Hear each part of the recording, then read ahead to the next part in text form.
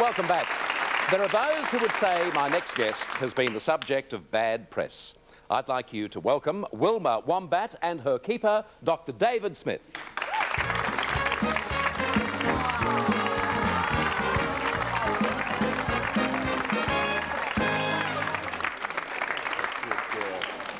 She's a very big girl, is Wilma, isn't she? She certainly is, yes.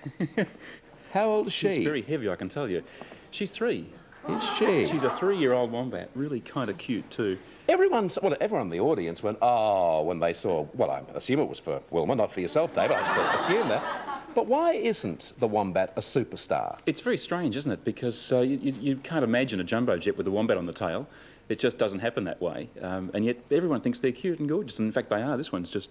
Well, she's very docile for the minute. That's because I've got my arm around her. If I actually released my grip, she'd be heading off under the set there somewhere. Are they dangerous? No, no. I mean, they can give you a decent nip. She's very, very strong. With the huge claws. Evidently quite a history with wombats in recorded history. Yes, they go back a long, long way. There was one called Diprotodon, which is kind of her cousin, I suppose, distantly related cousin. These huge front teeth.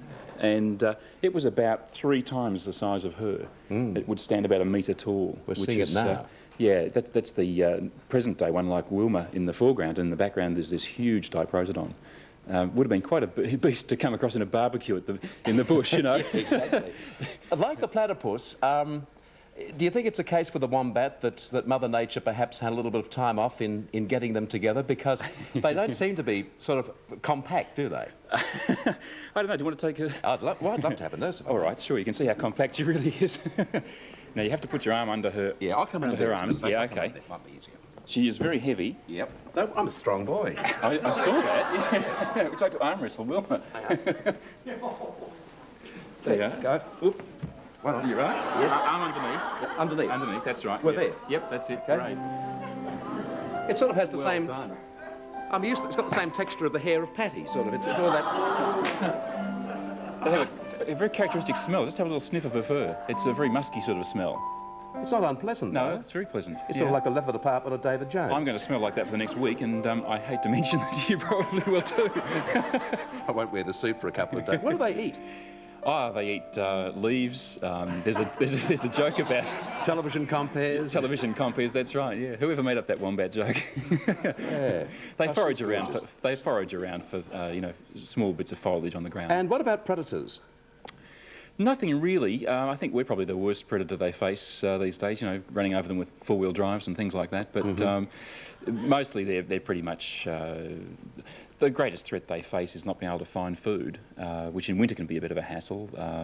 Up in the snow country, of course, the snow covers over the mountain tops, and they live quite high up at Mount Hotham, places like that. I understand you had a holiday recently in the snow. I did, yes. Oh, a little while ago we were filming wombats in the snow, and I took 2 little ones up to the snow in a Toyota 4-wheel drive. We lived in the Toyota for a week up there filming them, and there they were cavorting in the snow. They're absolutely gorgeous animals, 2 cute little things about this size, followed me around like puppies the whole time. What lifespan, David? They live to about 15, 20, I guess, depending on the conditions, whether they're in the wild or not. And completely friendly? I mean, this is not just because this one has been around. They can get feisty. Some of them, they've got personalities like people, I guess, and some of them can be sort of grumpy ones, and they're a bit of a worry. If they decide to go out of the room, they'll go out, like sometimes even through the wall. Without even asking? No, through the wall. I've seen one go straight out through a fibro cement wall and leave a hole in the wall. That was it. I mean, it just decided it was going to move, and it moved. Yeah. And there's not much you can do to stop them. Is this about as big as they get these days? Oh, a little bit bigger than that. That's almost fully grown. It's hard for me to judge because I'm very bad on weights. What weight would she be? She's about 20-odd kilograms, I guess. In the old language, 25. What's that? Probably 5 or 6 stone. Yeah. Wow. So she's a good, solid lady. You can see a pouch, actually. They've got a little pouch in the front where they put their little ones. I don't see that, but there's a little pouch there where the young ones live. Yeah. It's because they're a marsupial. They have this little pouch that they can store the young ones in until they're big enough to look after themselves. Well, she's absolutely gorgeous. Where does she live? She's come from the Hillsville Sanctuary. Our friends at the Hillsville Sanctuary brought her down today, and obviously she's incredibly well looked after. She's probably the best groomed wombat in the country. Well, she looks lovely.